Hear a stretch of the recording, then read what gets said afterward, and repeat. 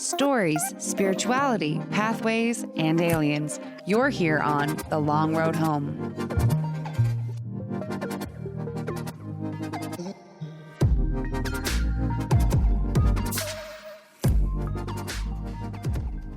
What's good, everybody? Hello! Hello. Welcome to The Long Road Home. Welcome back, everybody. I'm Emily. I'm Chad. We're here. This is it. We're doing it. It's another day in paradise. It really is. Yeah. It really is. You know what? It is. Life is like a box another of day in chocolates. paradise. Yeah. The sun is out in Montana again this week. Yeah, for and now. so I've got my vitamin D, and that's all I need. Yeah. Sometimes, you know? It's good. Yeah, it's the end of January. It's coming. I'm sort of, picking up worst month of the year is over, right, everyone? Just the worst one.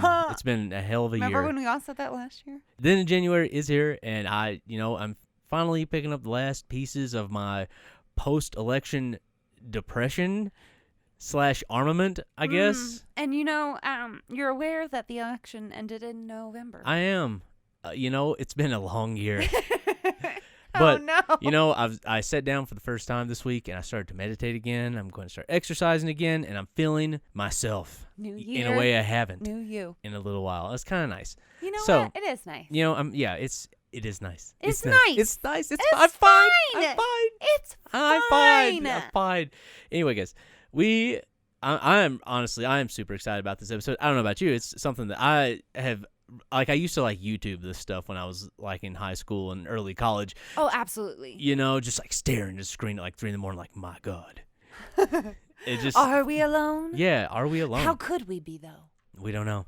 That's what we're talking about today, folks. It is, and we're just gonna, dive right in. So let's go. I don't know what we've named this episode yet, or if we've decided on a name for this episode, but I thought that it'd be fun to share with our listeners what the name of our shared Google Doc is for this episode today. Yeah, tell them. Why no aliens? Why no aliens? Why no aliens? Let's find out why. Let's find out. In 2019, Didier Queloz, a Swiss physicist from the University of Cambridge, was named a co-winner of the Nobel Prize in Physics for his discovery of the first exoplanet orbiting a sun-like star. I also found out he is the first person to discover an exoplanet ever in 1995. Very cool. Yes, very cool. Super smart guy. That's so crazy that just happened in 1995, and you think about how many we've already found since then. It's insane. It's insane. We kind of get into that later. Okay, cool. Just technology. Queloz, who calls himself a planet hunter, has said that his work has led him to become absolutely convinced that humans will detect alien life in the next 100 years. He is quoted as saying, "I can't believe we are the only living entity in the whole universe. There's just way too many planets, way too many stars. The chemistry that led to life has to happen elsewhere." His statement is, in a way, a response to a question that physicist Enrico Fermi first posed to his colleagues over lunch in 1950. Where is everybody? That's a good question. It absolutely is. For decades, astronomers and scientists across the globe have worked to send a message into the unimaginably large expanse that we call the universe. That message? We are here. From SETI to exoplanet discovery to the dawn of the techno-signature, we have been looking for signs that somewhere out there is some form of intelligent life. As of today, the evidence for this is scant at best. Even as top diplomats begin to come out of the woodwork and claim their existence, aliens simply haven't shown themselves to us, yet. On this episode, we're tackling the same question posed by Fermi all those decades ago and asking, why haven't we had contact with aliens? Now, we could do a deep dive into how exactly we are looking for aliens, but that is an entire episode into itself. What we're going to be doing now is going over some of the different theories that have been posed to answer why exactly nobody seems to want to talk to us. Aww. Yeah, it's not ideal, I guess. We might be like the kid in the corner of the cafeteria. I was going to just say the kid in the corner. That's exactly what I pictured. But he's not just a nice humanity. kid. He's the kind of kid that is stabbing something with his pencil. Right. He's got a dead rat in his backpack. Yeah, he's got a bird's head in his pocket, Oh, right. He's troubled. He doesn't want to talk to you. He just needs help, you know, before finding a friend. Someone needs to come in contact with him, but it might be a therapist initially. It's time for an interference. Yes, interference. Mm-hmm. All right, so before we begin, we're going to give you our sources. We have an article from BusinessInsider.com, Wikipedia, WashingtonPost.com, Mason.gmu.edu, BigThink.com, and SETI.org. We also have something from Astronomy.com, plato.stanford.edu. And that's it. And if you want the direct links to the things we've used for this episode, you can join our Discord. It's totally free, and you can just hop in and see these cool links and look at them for yourself. Some of them are actually, really, really cool this time. I really dove deep into one of them and spent a lot of time there. But those are our sources. Come join our Discord for direct links to the exact articles that we found. Okay, go ahead. Okay. So first, why even discuss this? Yeah, why? Why? Why? Why? Tell us. Mathematically, there are many reasons to be optimistic that somewhere out there, no, you do. It's a different context, but yeah. The pale moonlight. I came here to talk. I didn't come to cry. Can we please continue? Okay. Somewhere out there, someone is doing the same thing we are. Obviously, the fact that there has been no contact could be seen as damnable evidence by the skeptic. But consider this. There are billions of stars in the Milky Way similar to the Sun. There is a high probability that some of these stars have Earth-like planets. Many of these stars, and hence their planets, are much older than the Sun. If the Earth is typical, some may have developed intelligent life long ago. Some of these civilizations may have developed interstellar travel, a step humans are investigating now. Even at the slow pace of currently envisioned interstellar travel, the Milky Way galaxy could be completely traversed in a few million years. And since many of the stars, similar to the Sun, are billions of years older, the Earth should have been already visited by extraterrestrial civilizations, or at least their probes. However, there is no convincing evidence that this has happened. Let's start by going over two of the driving forces in the search for alien life. First, the Fermi paradox. Like we said earlier, Enrico Fermi, surrounded by several colleagues discussing recent UFO sightings, blurted out, quote, "But where is everybody?" in reference to the idea of alien life. Where is everybody? Where is everybody? Ah! Ah! And then all those scientists went back to their PB&Js. And then it was just like everyone went silent. Like here's how it went. Hold on, sorry. Mumble, mumble, mumble, mumble, mumble, mumble. But where is everybody? Clink, Clink, clink. clink. Just back to eating. But like everyone just went silent. Yeah. Apparently everyone laughed at it. I guess it was like he didn't really necessarily say aliens, but they were talking about UFOs that had been recently sighted. And I guess the topic of like alien life came up, and he sort of shouted this in the middle of the conversation they were all having. Oh, really? Like, he Yeah. literally did just shout it out. That's Yeah. really funny. Mhm. I imagine, like, do you think they were laughing at him or with him, though? They were probably all half drunk on wine. I think they were having a good time. Scientist convention? Oh, yeah. It's a okay. party. They get to, really. I know. You would know. Yeah, you let it loose at the conventions. Yeah. It's time to drink all those scientist troubles away. Drink that white trench coat right off your body. Oh, no. Lab coat. That's a lab coat, Just pasty not a white. trench coat. Lab coat. Yeah. Get that trench coat off. One of those colleagues, Herbert York, wrote later that Fermi, quote, followed up with a series of calculations on the probability of Earth-like planets, the probability of life given an Earth, the probability of humans given life, the likely rise in duration of high technology, and so on. He concluded on the basis of such calculations that we ought to have been visited long ago and many times over. Okay, y'all ready for some math? This is some cool math. It's cool math. It is. It's cool math. It's still just math. I always had a love-hate thing with math. I did too. Yeah. You know what? I did too. I fucking loved algebra. I Algebra liked 1, calculus. Algebra 2, just like Yeah. calculus. No. I like calculus so much I took it That's twice. why we're so. Oh. I really, no, but I got to C the first time, and I was like, I could do better than that. Nope. Still a C. Oh, I got no. the same exact grade. You literally took it twice. I did. Yeah. But that's why we're so good for each other. I'm algebra, you're calculus. Mm-hmm. I'm. Peas in a pod. Yeah. I was going to say more things, but then. Oh, okay. Go, continue. Say more nice things. I'm Cher, you're Sunny. Oh, I hit a tree and die. Oh, no. Oof. Sorry, that's not a good one. Delete. Just delete the whole thing. Okay. I started it thinking I could come up with something funny, and then I just lost it. And That's then pretty. I That's killed dark you. humor. It is. You're not wrong. Someone out there's chortling. Oh. Anyway. Yes. Ah, Sonny. Chad's gonna die. Yeah, great. The first aspect. Okay, sorry. Math time. Let's do math. The first aspect of the Fermi paradox is a function of the scale or the large numbers involved. There are an estimated 200 to 400 billion stars in the Milky Way, or 2 to 4 times 10 to the 11th. Right? Yep, that's right. Yeah. Okay, thank you. And 70 sextillion, or 7 by 10 to the 22nd, in the observable universe. Lots of numbers. Lots of Good numbers. stars. Even if intelligent life occurs on only a minuscule percentage of planets around these stars, there might still be a great number of extant or living civilizations. And if the percentage were high enough, it would produce a significant number of extant civilizations in the Milky Way. This assumes the mediocrity principle, by which the Earth is a, quote, typical planet. Yeah, statistically, we are average. That's one of the saddest things I learned in my biology class is when my professor said, statistically, all of you are just about the same.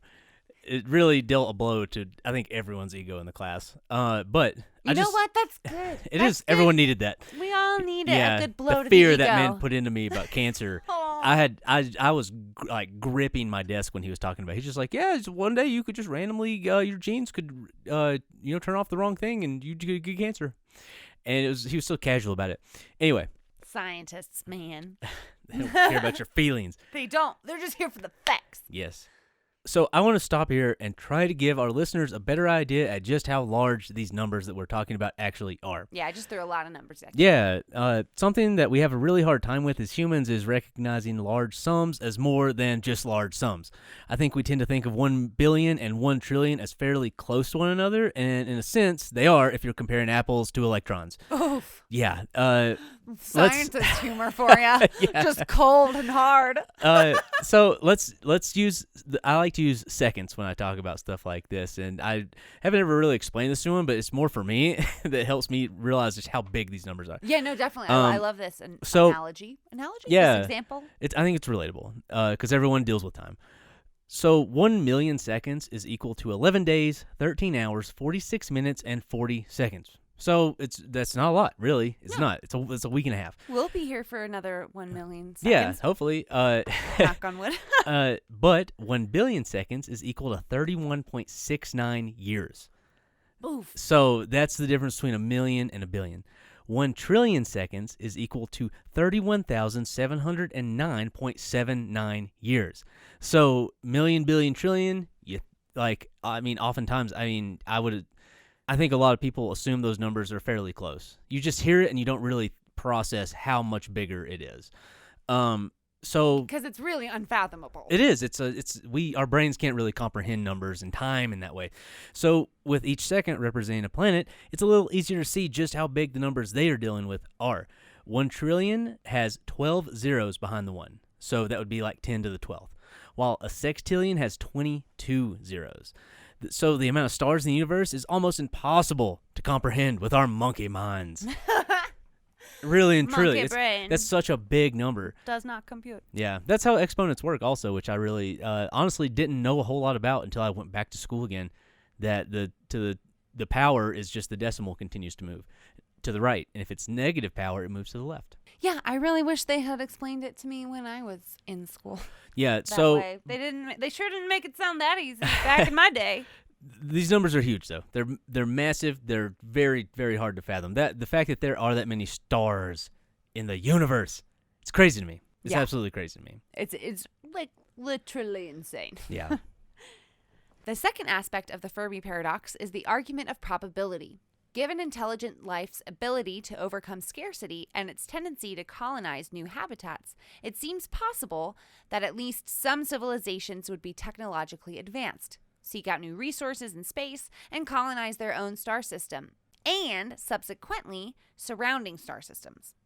Since there is no significant evidence on Earth or elsewhere in the known universe of other intelligent life after 13.8 billion years of the universe's history, there's a conflict requiring a resolution.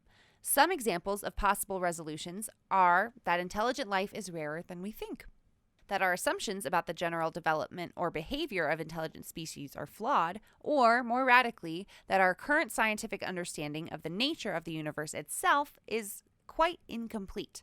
So that's the Fermi paradox. Those resolutions are all kind of equally sad and terrifying. The fact that maybe we don't really understand physics in the way that we think we do.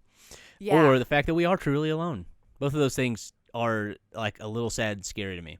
Well, yeah, there's an element of hope when we think, at least for me, when I think about life on other planets. There's definitely negative consequences or possible negative outcomes of there being life on other planets. But at the same time, it's almost like we're not in this thing called life alone.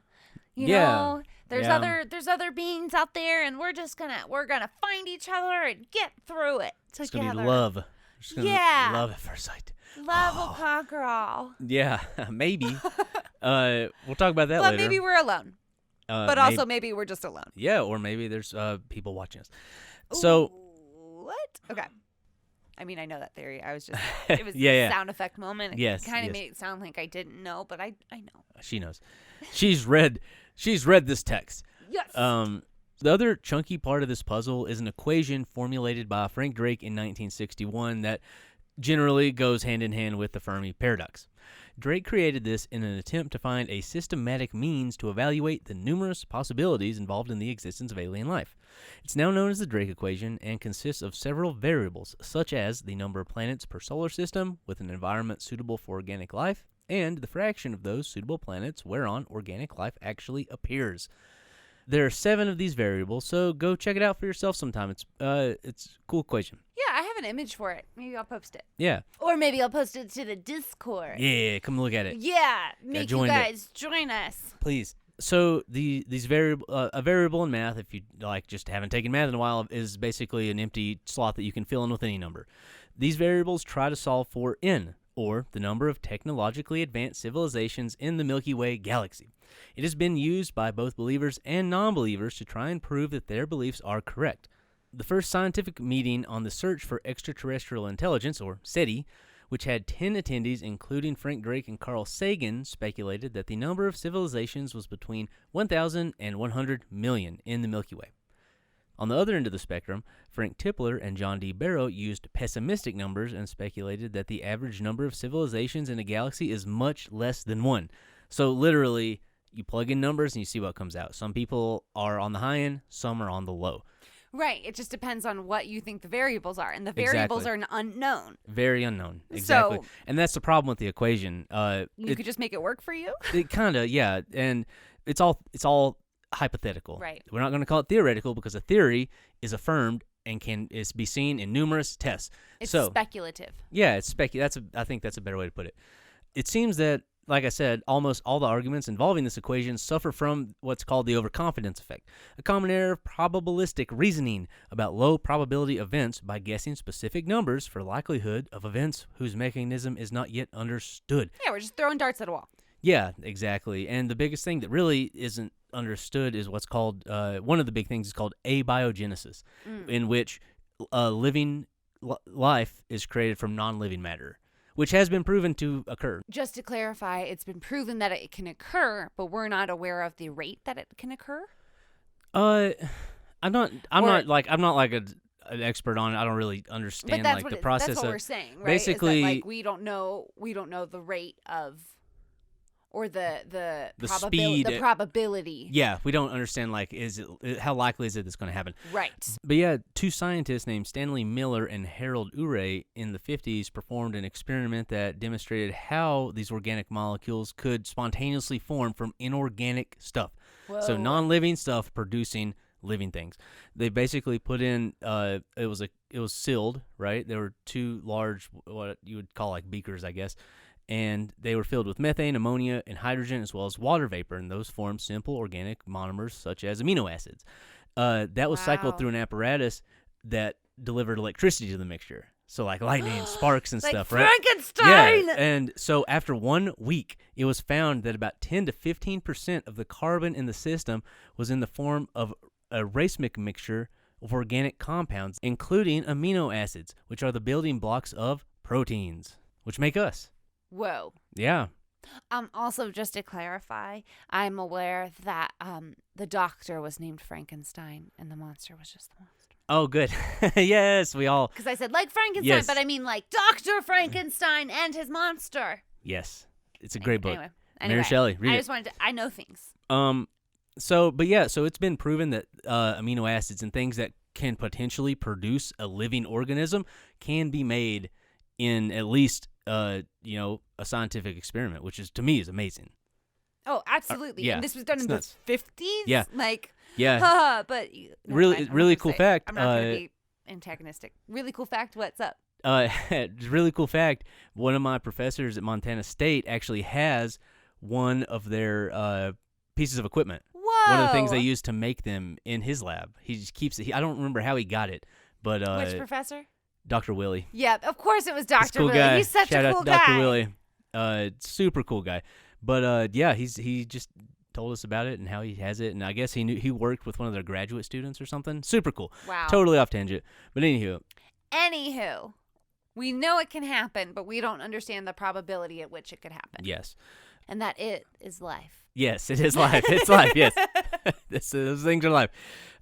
So an analysis that takes into account some of the uncertainty associated with this lack of understanding has been carried out by some other scientists, Anders Sandberg, Eric Drexler, and Toby Ord, that suggests a substantial ex-ante probability of there being no other intelligent life in our observable universe. Well, what do they know? Bunch of negative Nancys. Yeah, get the fuck out of here, you pessimists. But, this goes back to, like, Neil deGrasse Tyson, right?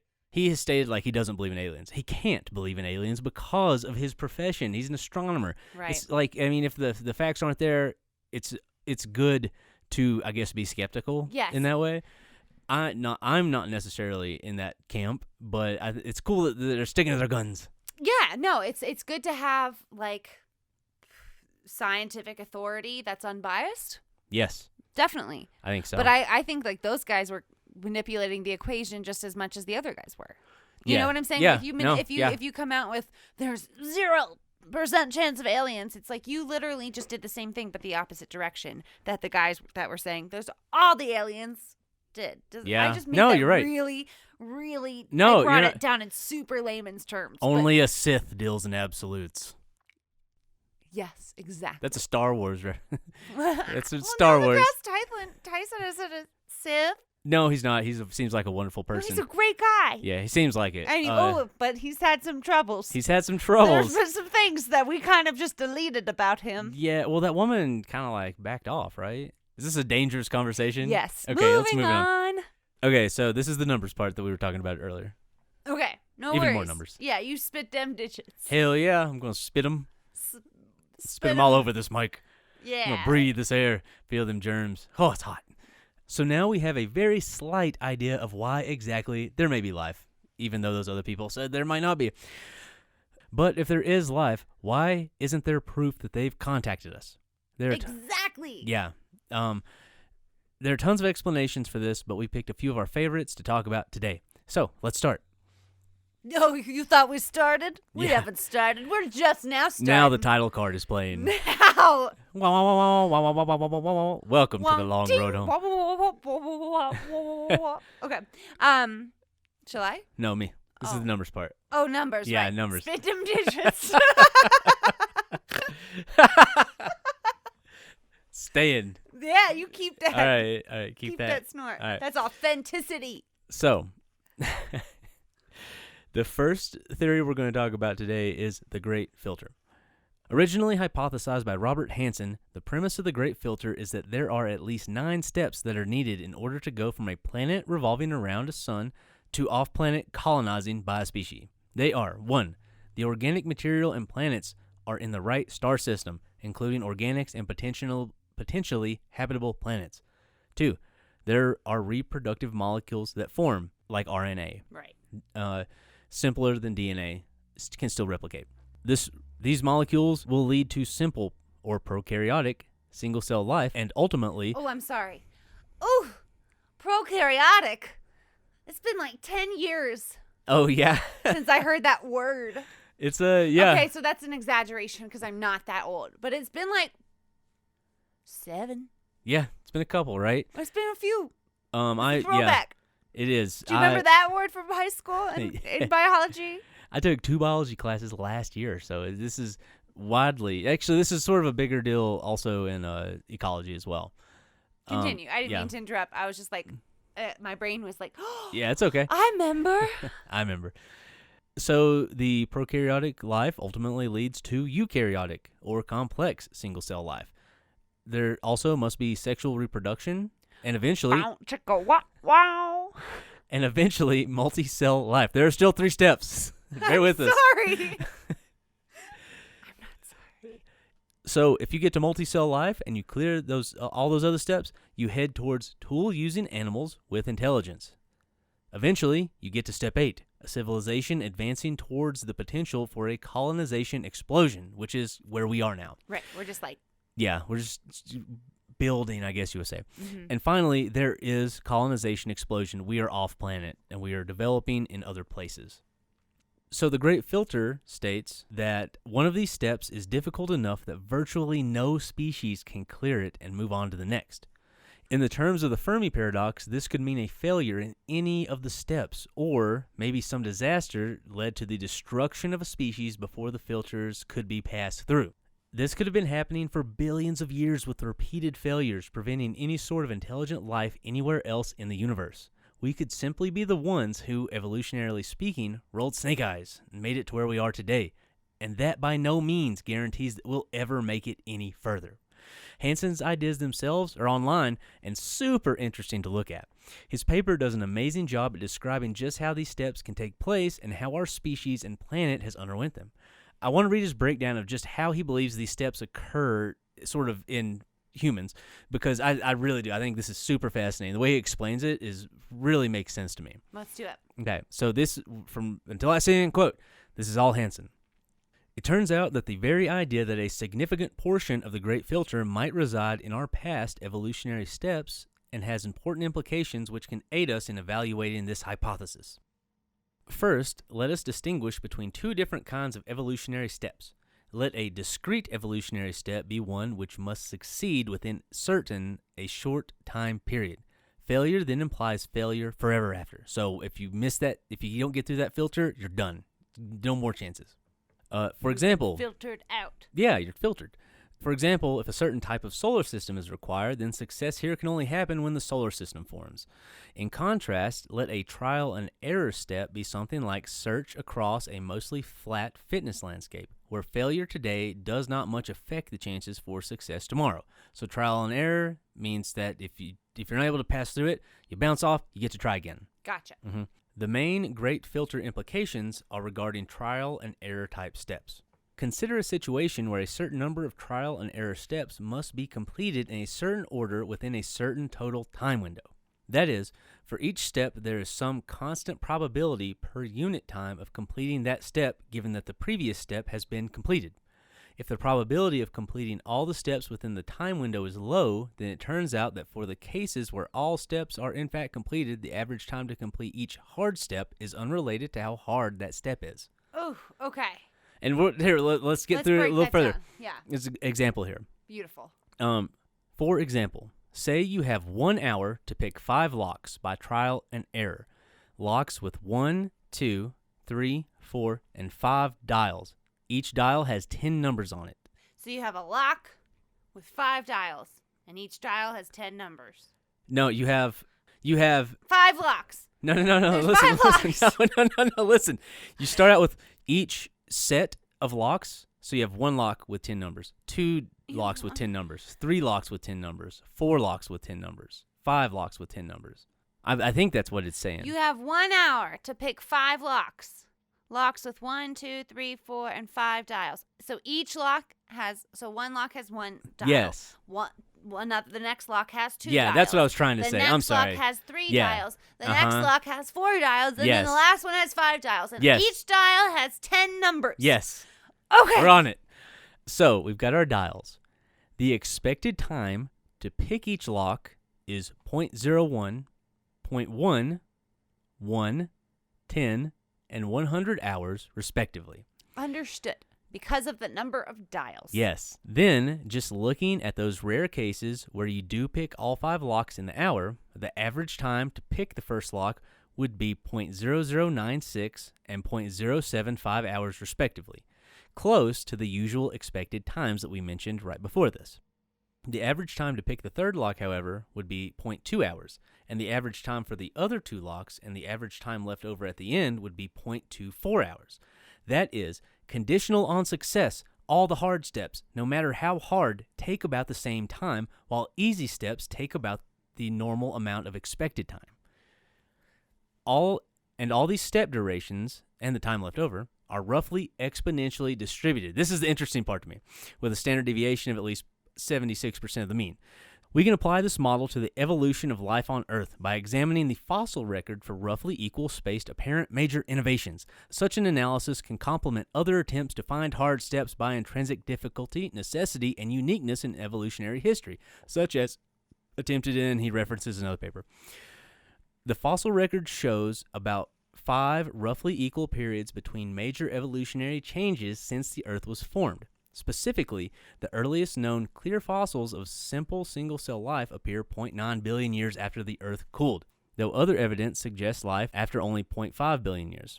The earliest known large, complex single-cell fossils then appear about 2 billion years after this early evidence. 0.8 billion years later, the tempo of evolution picked up dramatically, perhaps with the invention of sex, and And then 0.5 billion years later, we see the first substantial fossils of multicellular life. Finally, 0.6 billion more years brings us to where we are today. Understood. So it kind of accelerates. It becomes exponential. It's so cool. Yeah. And that's what's crazy, because you think about looking at it on a graph. You got these 5 data points, and it becomes exponential. You would assume the harder or the simpler steps towards the bottom, just life bouncing in, they're easier, but they seem to take an expected amount of time. Right. And then the harder steps seem to be going faster, but there's no way to tell which ones are the hard ones after a certain point, because it's just going up exponentially. Right. Mm-hmm. So yeah, he kind of at the end he says, while these periods are not exactly equal, they are roughly consistent with the roughly exponential distribution of actual durations between hard steps predicted by the above model of trial and error steps. So he basically took the fossil record and used it to prove his theory. His theory of evolution. Is that not fucking awesome? That's and really then cool. What's really cool Okay. is you can take an exponential equation and take the log of it, and you get a line in exponents of 100. So you can kind of do the same thing, which is really, to me, it's really cool. I don't know. It's super cool. I think that's, I'm sorry. I think science is fucking I awesome. was blankly staring at you because I was trying to visualize what you had just said. Not because I didn't think that it was cool, but because I was just going, what? Yeah, the log of an exponent is always linear, I guess, which I don't know why that, like, the fact that evolution, this progression through the filters is linear. That's what it's saying. How cool is that? That's very cool. It's a linear progression that you can do, or you might just die. I don't know. It's just like that. The fact that the work the way that he expected it to blew me away. So maybe we're gonna get to it. So then, are we thinking then that, like, if humans like missed their shot, then we're just moving exponentially away from like the target? No, he never. Or I mean, parallel to like this last step. I know he himself did. I don't think that he theorized that we missed the step, but isn't that what other people kind of say? Is like, or like, we're never going to get to that last one. So kind of we are exponentially just on this track. I guess it depends on. We have to get get real nerdy. I guess it depends on what the axes are, because if you've got Right. y in right. terms of time. Hey, right. So that's what I was saying, was that we were running parallel to the axes instead Well, of yeah, crossing it. we're not necessarily parallel. We're still on the line, but the line just keeps going until it reaches the next point. So we're exponentially moving forward because time is moving. No, that's not right. What time would be on the x-axis? This is getting completely Time out of would be hand. on the x-axis. Yeah, and Evolution that- would be on the Yes. y-axis. So we're but moving. We're like not gonna. If we didn't hit the filter, we would continue. Oh, but this is the trial and error formula, Yes. Yeah. not the other theory saying that we would have been filtered out. Yeah. No. That's what I was trying to relate those two theories, but they're not. Yeah, they're totally two separate entities. Understood. Yes. So anyway, from what I can tell, Hansen believes, and there's so much more to this paper, I'm going to read it all, I think. It was really interesting to me. You can read it to me tonight before bed, because I bet you it'll put Just me on some to sleepy sleep. time tea. Hansen believes that there are some steps that take more time, although that doesn't necessarily mean they're harder. And like I said, this shit is just fucking wild to me. And that's just a theory. The thought that we as humanity underwent who knows how many successes and failures to get where we are today is absolutely mind-boggling to me. It's also terrifying that, once again, there's absolutely no guarantee we aren't going to destroy ourselves before we pass through yet another great filter that may allow us to do the investigating instead of the waiting. Right. Yeah, That's that the line tricky can part. stop at any point. That's the tricky bit. And that's when you become the other part of what he's talking about. Like, you are one of them until you aren't, Right. basically. And that's, I mean, yeah, we don't know if we're ever going to get past that next point. Yeah, we don't know. No, we don't. Anyway, Why would we know? why would I? I'm just monkey. I'm just Simply monkey. monk. Anywho, that is the Great Filter, and that was very interesting to me. And that the last equation is, I don't know, it was really cool to see the application of his theory into the fossil record. It Oh, was super cool. definitely. Yeah. Like, make it tangible. Yeah. Yeah. I hope everyone could bear with me through that. I thought it was really interesting. We'll that was put my some graphs online. that was my science side. You can look at them while you listen. Yeah, exactly. Yeah. Just Google it. It's Google really it. cool. A lot of videos Guys, that go learn explain what I things. did with cool graphics. Go learn things. Yeah. That's what we're here. Exactly. Every day. Okay. Okay, so let's move on to the next theory. A little theory called the Galactic Zoo, Yeah. which just immediately instills fear into my heart.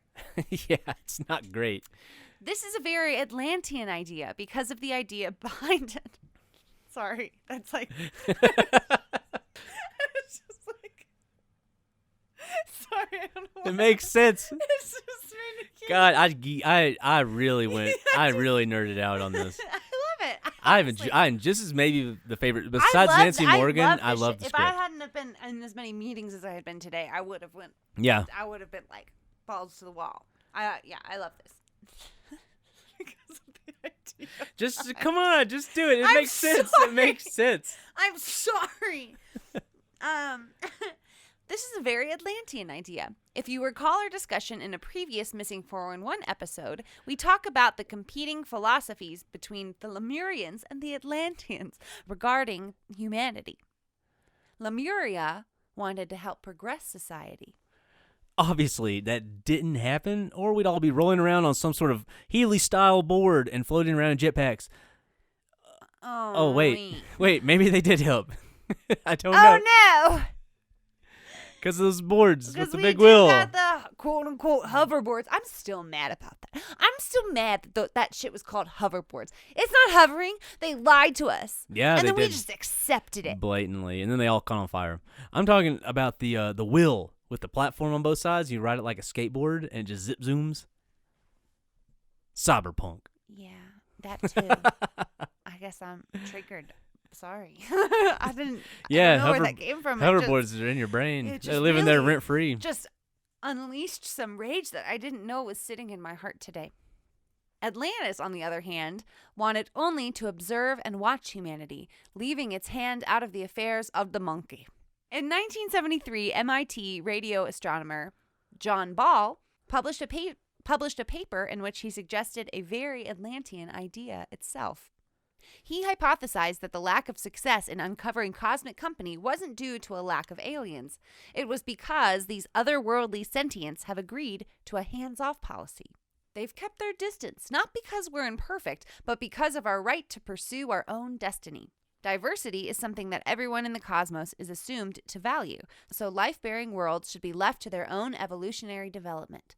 Ball also proposed that we may live in a metaphorical zoo, a kind of cosmic Eden. The aliens of the galaxy have somehow arranged things so that our planet is shielded from them by one-way bars. They can observe us, but we can't observe them. Yeah, everyone's in on the Ooh. joke but us. So it's just like one giant episode of Truman Show. Yeah, exactly. I think of the, what was that show that Rick and Morty did?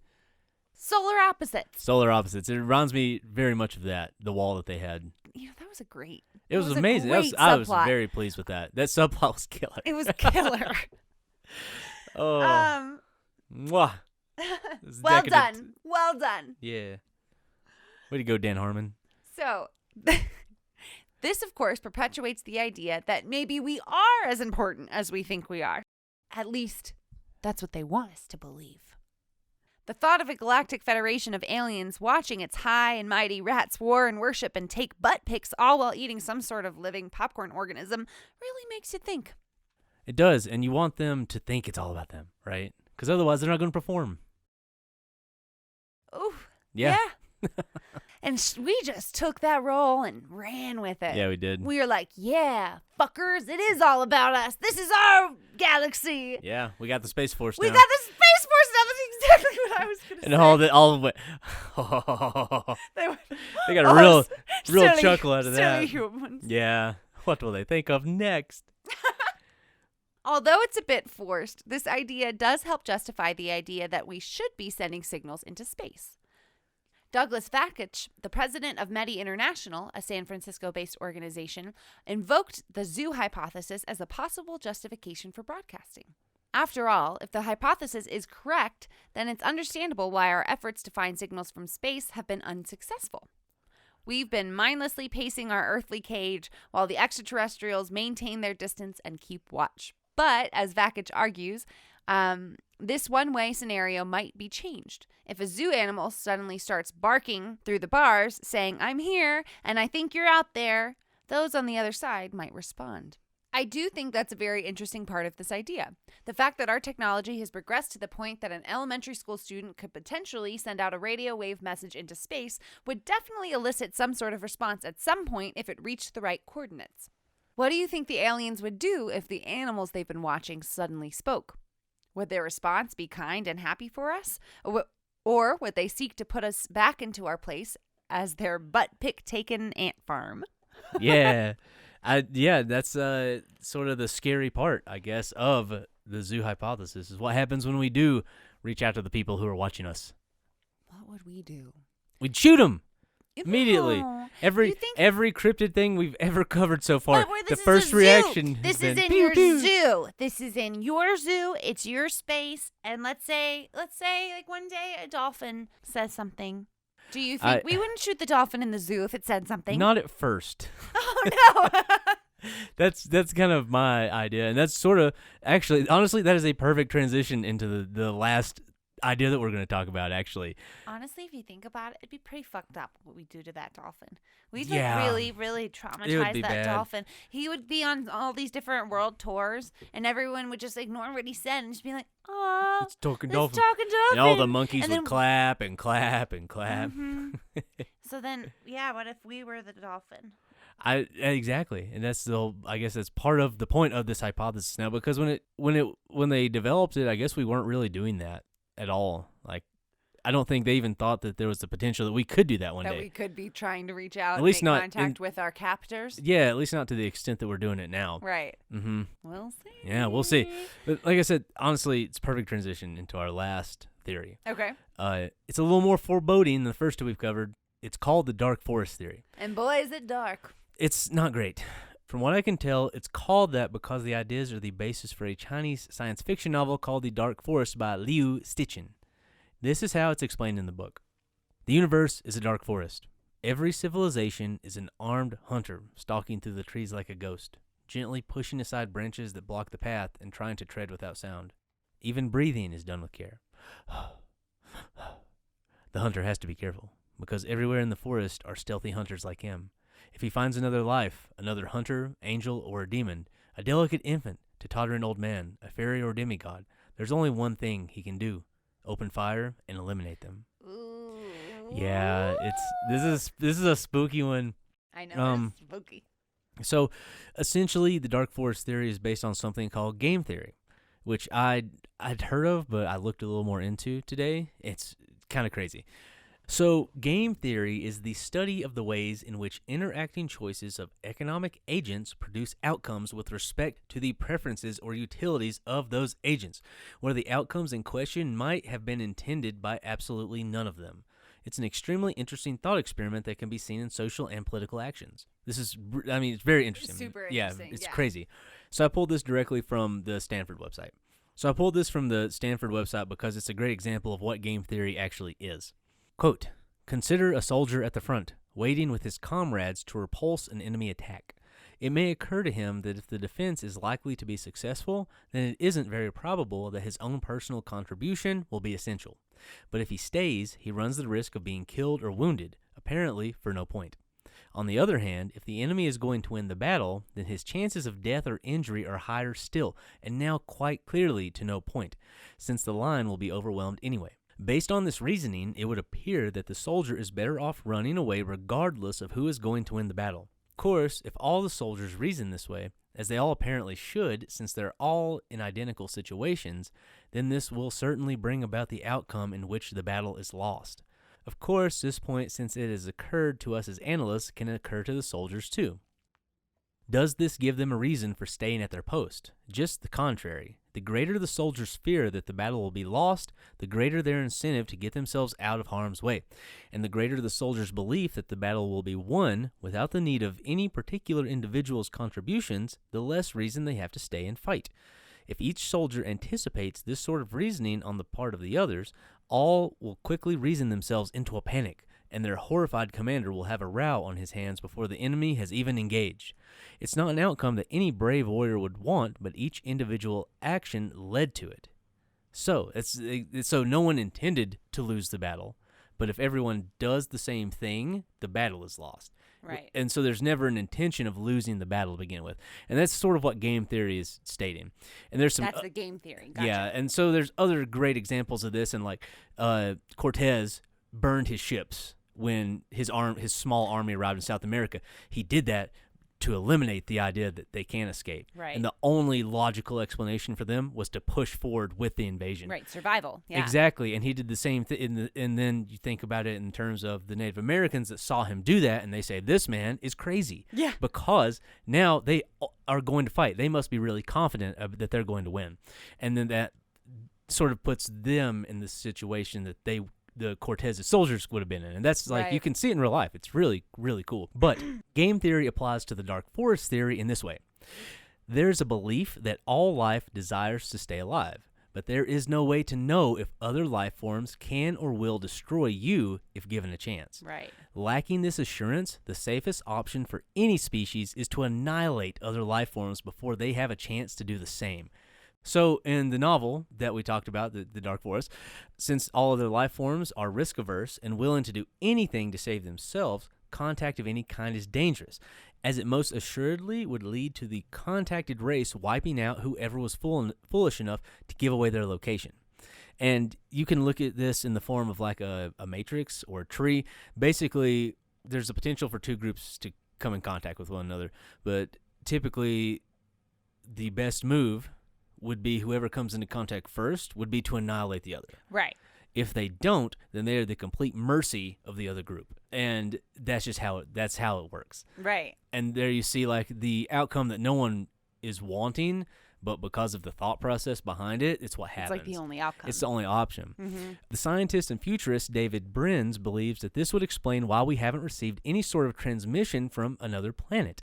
He is quoted as saying, "There is no need to struggle to suppress the elements of the Drake equation in order to explain the Great Silence, nor need we suggest that no eddies anywhere would bear the cost of interstellar travel. It need only happen once for the results of this scenario to become the equilibrium condition in the galaxy." That's the scariest part of this quote. All it takes is one civilization appearing and destroying the other, and then everyone's doing it.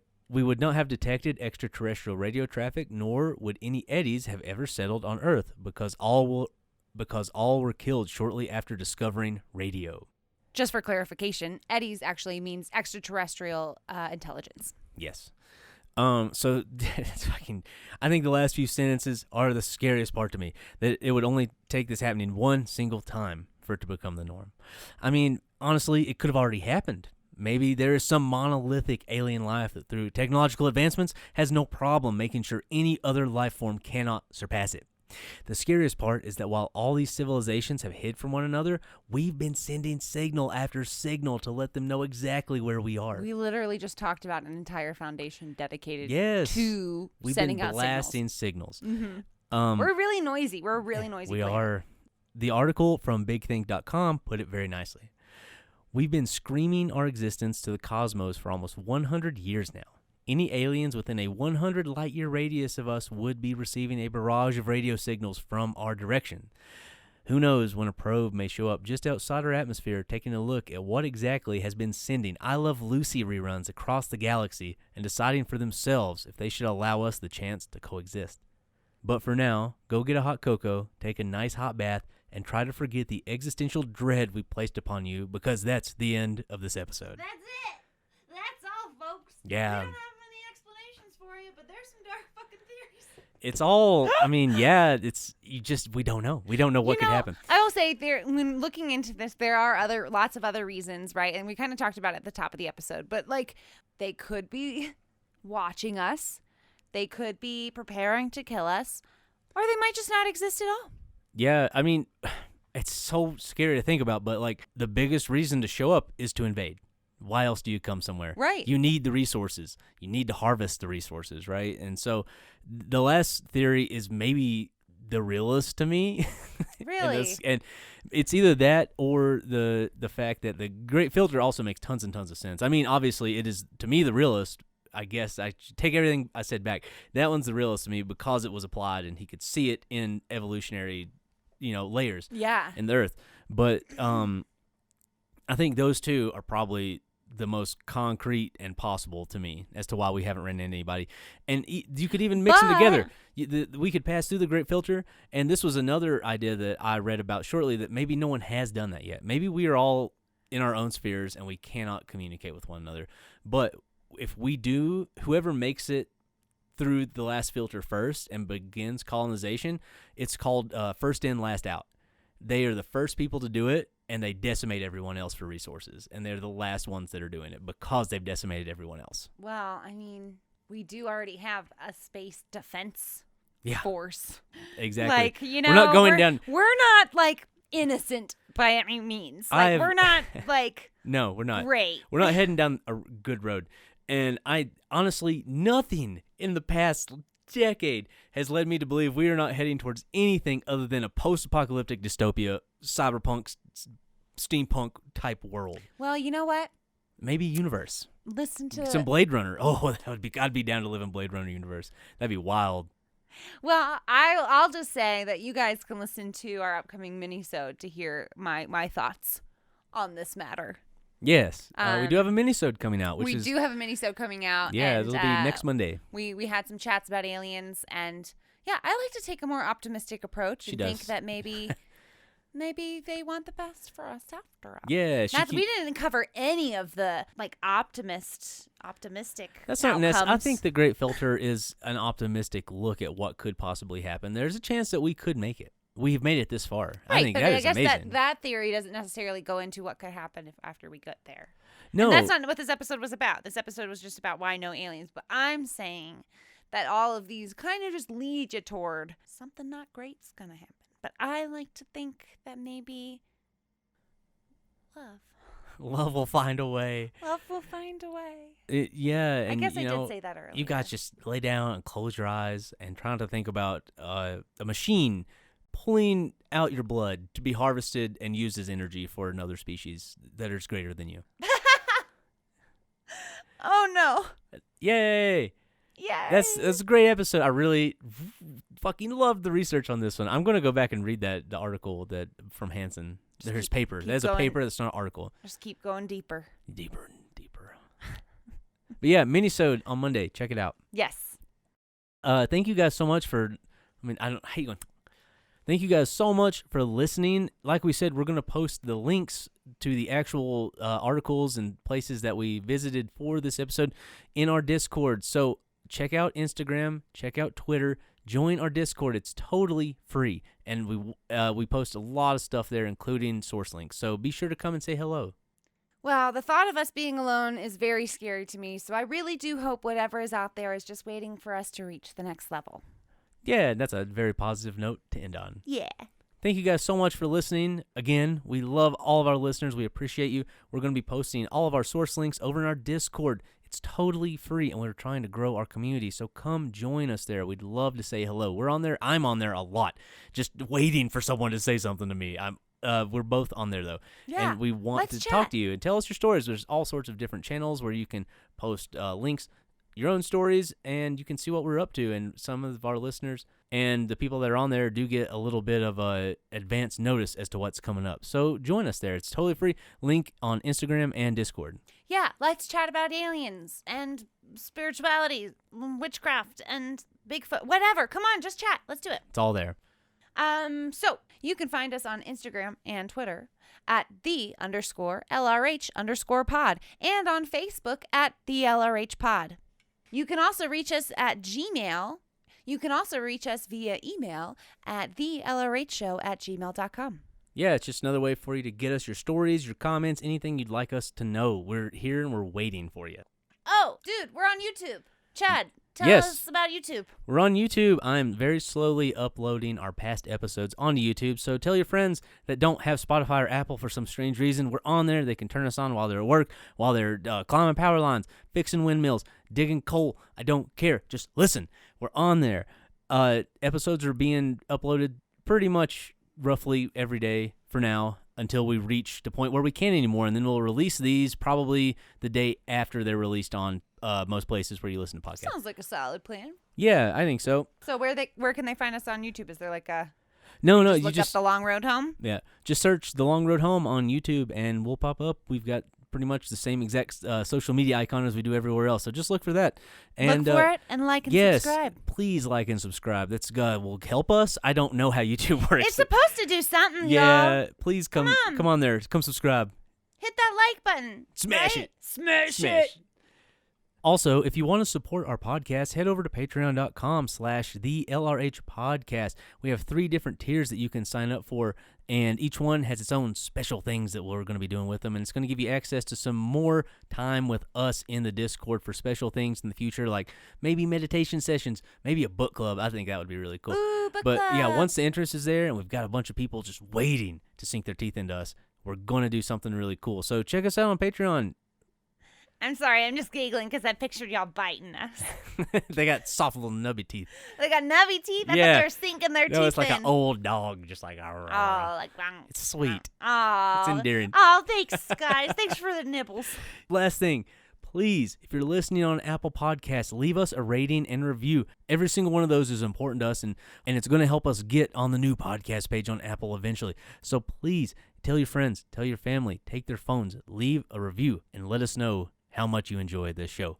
That's it. Okay, that's all the things, I think. That is everything. Okay. Yeah, we'll see you on Monday with our mini-sode, guys. And once again, thanks for joining us here on The Long Road Home. Yeah, goodbye, everyone. Bye. See you later. Smell you later.